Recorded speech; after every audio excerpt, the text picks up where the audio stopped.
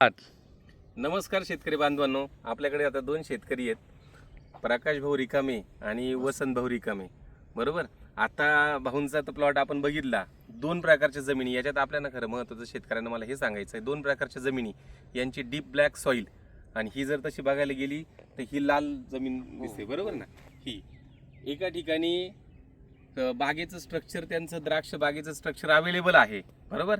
आणि त्यांनी बांधणी वगैरे व्यवस्थित केलेली आहे. दुसरीकडे स्ट्रक्चर अवेलेबल नाही आहे आणि बांधणी केलेली नाही आहे. म्हणजे शेतकऱ्यांना मला हे सांगायचं आहे, जमिनीचा फरक, जमिनी दोन प्रकारच्या आहेत. बरोबर. आणि दुसरं जमिनीला असणारा उतार, दोघांनी पण जे नियोजन केलेलं आहे ते अतिशय उत्कृष्ट केलेलं आहे. म्हणजे तुम्ही जर बघितलं जमिनीचा उतार एकदम प्रॉपर आहे. म्हणजे शेतकऱ्यांनी लागवडीच्या पहिले जमिनीचा उतार हा व्यवस्थित असणं गरजेचं आहे. नाहीतर पाणी जर थांबून राहिलं तर बरेचसे प्रॉब्लेम पुढे येतात. बरोबर. आणि दुसरं बांधणीच्या याच्यात तिथं बघितलं तर कोणत्याही प्रकारचं कुठेही काही प्रॉब्लेम नव्हता. आणि इथं जर बघितलं आता बांधणी, समजा आता सध्या फोमिंग केलेलं आहे, किती 9x4ची लागवड आहे. बरोबर. 2200 रोपं इथं बसलेले आहेत. आणि याच्यात आता साईज वगैरे व्हायला सुरुवात झाली. याचं नियोजन जर तुम्ही बघितलं तर बाग पण एकदम सुंदर नियोजन झालेलं आहे. गुटले सरांचं पूर्ण मार्गदर्शन आहे. बरोबर. निमॅटोडसाठी निमॅटो शिल्ड वापरलेले, त्याच्यामुळे निमॅटोड त्याही भागात आपल्याला दिसला नाही, याही भागात दिसला नाही. म्हणजे निमॅटो शिल्ड वापरणं एक, दुसरं जमिनीला उतार असणं दोन, आणि पाण्याचं व्यवस्थित नियोजन, ह्या सगळ्या गोष्टींमुळे कुठेही निमॅटोड दिसत नाही आहे. त्याच्यानंतर बाकी जर गब्बर वगैरे जर वापरल्याचा तो इफेक्ट दिसतोय, कारण की झाड व्यवस्थित वरती कधी असतं, मुळं त्याचे व्यवस्थित असतील त्यावेळेस. बरोबर. म्हणजे भाऊ नोकरी करून आणि विशेष म्हणजे नोकरी करून आणि हे गावातल्या राजकारणात सक्रिय आहेत. बरोबर. अशी जोडी आहे. आता फक्त एक महत्वाचा फरक आपण बघू.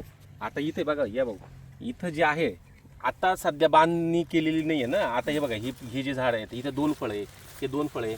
आता होणार काय, या सगळ्यांचं वजन 300+ राहणार आहे. आता याला कमी फळं आहेत ना, 300+ राहील. आता हा डायरेक्ट खाली जाईल. आता सध्या असा आहे तो, म्हणजे या पानांमुळे सावली याच्यावर पडते. बरोबर.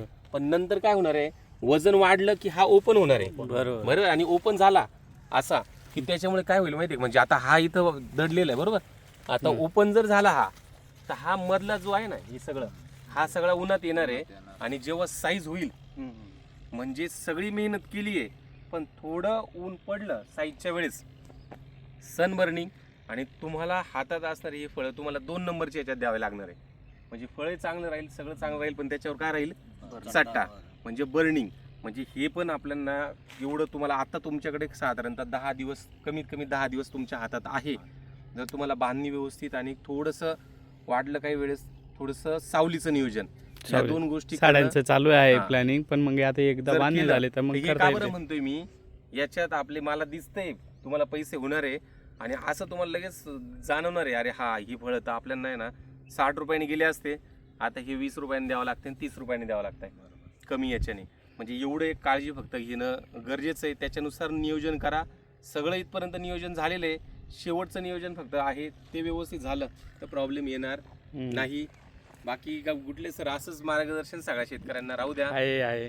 पण आता एकच होतं, थोडं पिंक तैवानचं कमी केलं आहे आता थोडंसं. हो, आता जारवी रेड असतील, जारवी वानचं चांगलं, आता बऱ्यापैकी जारवी वानचंच काम चालू आहे आपलं. चालेल. धन्यवाद.